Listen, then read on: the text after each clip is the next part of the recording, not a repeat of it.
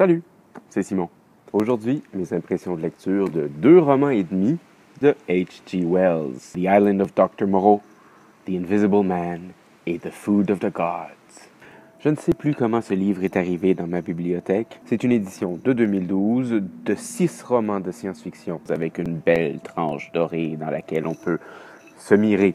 J'avais déjà lu The War of the Worlds, vu 2 adaptations cinématographiques de The Time Machine, alors j'ai décidé de lire The Island of Dr. Moreau parce que le titre, je l'avais déjà entendu sans avoir aucune idée de ce qui se passait dans le roman. Quand je l'ai eu fini, j'étais pas prêt à faire cette capsule, alors j'ai commencé The Invisible Man, que j'ai terminé la semaine dernière, mais puisque j'étais en vacances et que c'est le livre que j'avais avec moi, c'est alors que j'ai commencé. The Food of the Gods. Depuis longtemps, science et littérature sont liées, mais le 19e siècle étant un siècle de grands progrès technologiques et scientifiques, c'est vraiment à ce moment-là qu'à mon avis, ça s'est intensifié. On en a des traces, par exemple, dans les raisonnements logiques de certains personnages, chez Edgar Poe ou chez Arthur Conan Doyle, chez Zola, où l'hérédité joue un rôle important, ou bien dans plusieurs romans de Jules Verne. Mais il y a un thème qui se développe au 19e siècle, c'est le thème de la science qui devient hors de contrôle.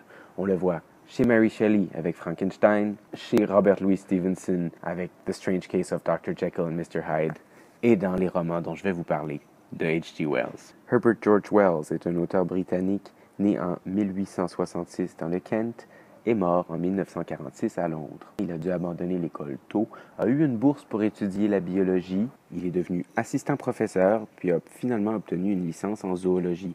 Donc il est lui-même de formation scientifique, même s'il a toujours été passionné par les livres. Ses premiers romans portent donc cette trace de l'intérêt pour la science. Il les désigne comme des scientific romances et ce sont probablement les œuvres dont on s'en souvient le plus de H.G. Wells encore aujourd'hui parce qu'elles ont donné des thèmes qui marqueront l'histoire de la littérature de science-fiction, l'invasion extraterrestre, le voyage dans le temps, le thème de l'homme invisible. J'ai été vraiment surpris du nombre de films qu'il y a depuis les années 30 autour des romans de Wells. Allez voir sur IMDb. Ce que je ne savais pas de cet auteur, c'est qu'il a publié aussi beaucoup d'autres romans. D'abord, il a publié des romans et des nouvelles plus réalistes. Il a publié des utopies.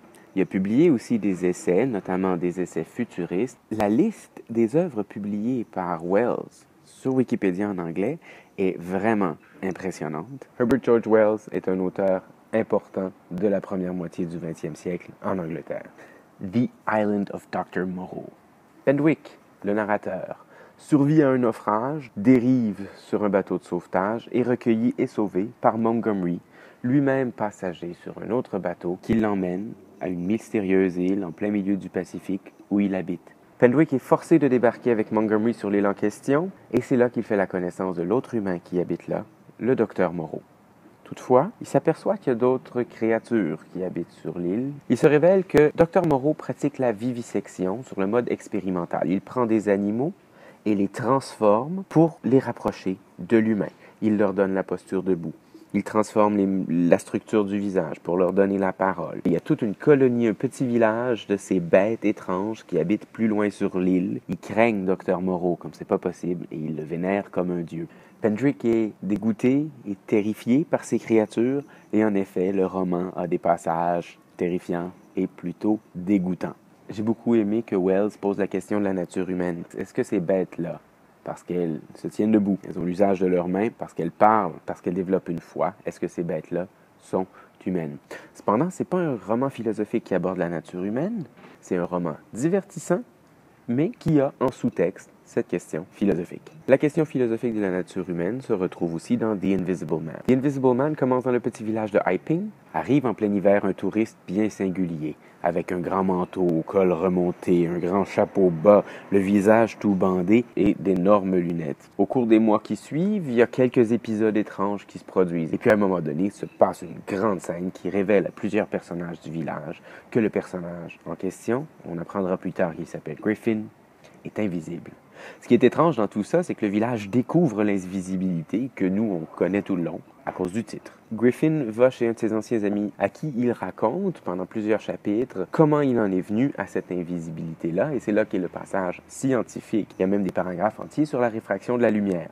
Et tout ça culmine par une série d'épisodes avec du suspense. Puisque Griffin, invisible, est libre de faire ce qu'il veut sans être puni, le narrateur pose la question donc si, en perdant sa visibilité, si Griffin n'aurait pas perdu aussi son humanité. La science-fiction chez Wells, ça n'est pas d'entrer dans un univers qui nous est complètement étranger, l'univers fantastique par exemple, c'est toujours dans un univers très réaliste, contemporain de l'auteur, donc autour de la société de 1900. Plus ce dont il veut parler est invraisemblable, plus tout le reste devra être crédible. Donc il y a dans tout cet univers-là qu'un seul élément à chaque fois qui relève de la magie, ou la magie n'étant plus à la mode au 19e siècle de la science, mais elles tiennent le même rôle, qui viendra mettre le doute dans l'esprit du lecteur, est-ce que c'est quelque chose qui s'est véritablement passé ou pas. Pour accentuer ce réalisme-là, il y a des procédés qui sont différents dans les deux romans que j'ai lus. Dans The Island of Dr. Moreau, le roman est précédé d'une introduction très factuelle qui précise quand le bateau a fait naufrage, quand Pendwick a été retrouvé. Son héritier et neveu a trouvé dans ses effets personnels ce manuscrit, mais puisque dans la région dont il parle, on n'a pas trouvé d'île, on ne sait pas s'il s'agit d'une fabulation complète ou de la vérité. En posant ce doute-là, ça suppose pour le lecteur que ça puisse être la vérité. Quant à The Invisible Man, les procédés de réalisme sont tout autres. Dans ce troisième roman de H.G. Wells, c'est la première fois qu'il y a un narrateur à la troisième personne. Mais ce n'est pas un narrateur omniscient qui sait tout. Il n'y a d'ailleurs aucun passage où l'homme invisible se retrouve seul. Tout ce qui est raconté un peu comme si le narrateur avait recueilli tous les témoignages pour nous raconter cette histoire-là. Donc ça donne l'illusion que tout s'est véritablement passé. L'invisibilité se retrouve tant dans l'histoire avec le personnage de l'homme invisible que dans la narration où ce personnage de Griffin-là est aussi invisible et on cherche à le trouver. Le réalisme passe aussi dans les dialogues, tant dans la langue désarticulée des bêtes que dans le patois des villageois. C'est écrit comme c'est dit. J'ai aimé que les deux œuvres ne se ressemblent pas, ni dans le type de péripéties, ni dans le ton, ni dans le sentiment que l'on vit comme lecteur. On ne sent pas la recette. De manière générale, j'ai beaucoup aimé comment il mène ses intrigues, beaucoup plus que le style en tant que tel.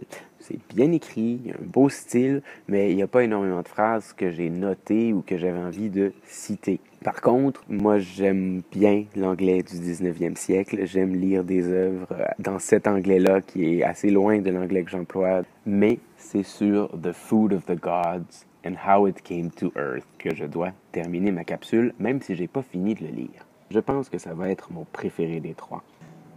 C'est complètement fou. J'adore. Il y a 3 sections. Je n'ai lu que la première, j'entame la seconde. Dans la première section, on suit 2 scientifiques, un chimiste et un zoologiste, qui m'ont véritablement fait penser, dès le début, aux 2 personnages sympathiques, ridicules et charmants que sont Bouvard et Pécuchet dans le roman du même nom de Flaubert. Ils ont découvert une nourriture qui permet de croître de manière continue et non, comme la nature le fait généralement, de croître par paliers. Il y a des dégâts. Une espèce de lierre finit par étouffer la maison. Le village voisin est attaqué par des guêpes d'1 mètre de large. Et il y a une scène particulièrement horrible où 3 rats mangent un cheval. Le roman a un ton complètement différent des 2 précédents, en ce sens que c'est caricatural, c'est exagéré et c'est drôle, parfait pour me charmer. Cette nourriture, le Heracléophobia, aussi appelé le boom food, c'est évidemment The Food of the Gods. Le public réagit à ces événements, à ces attaques, mais rapidement se lasse. C'est là que le narrateur dit « Beyond that, the public did not care to look, until very strenuous efforts were made to turn its eyes to the remoter consequences, and even then for a while its enthusiasm for action was partial. There's always something new, said the public, a public so glutted with novelty that it would hear of the earth being split as one splits an apple without surprise. And I wonder what they'll do next. » La première partie se termine, on laisse les scientifiques de côté et on se concentre sur la propagation. Le narrateur affirme « Our whole story is a story of dissemination ». Et c'est ça qu'on va étudier, mais notamment ce qui arrivera aux enfants qui ont été nourris avec la nourriture des dieux. Et on suppose qu'ils vont faire 36 pieds. C'est là où j'en suis dans le roman et je trouve ça fascinant. Fascinant pour le ton qui me plaît énormément, fascinant pour l'actualité de l'œuvre. Est-ce que finalement, ça rappelle pas un peu le débat autour des organismes génétiquement modifiés? Merci d'avoir été à l'écoute. Commentez, partagez et bonne lecture.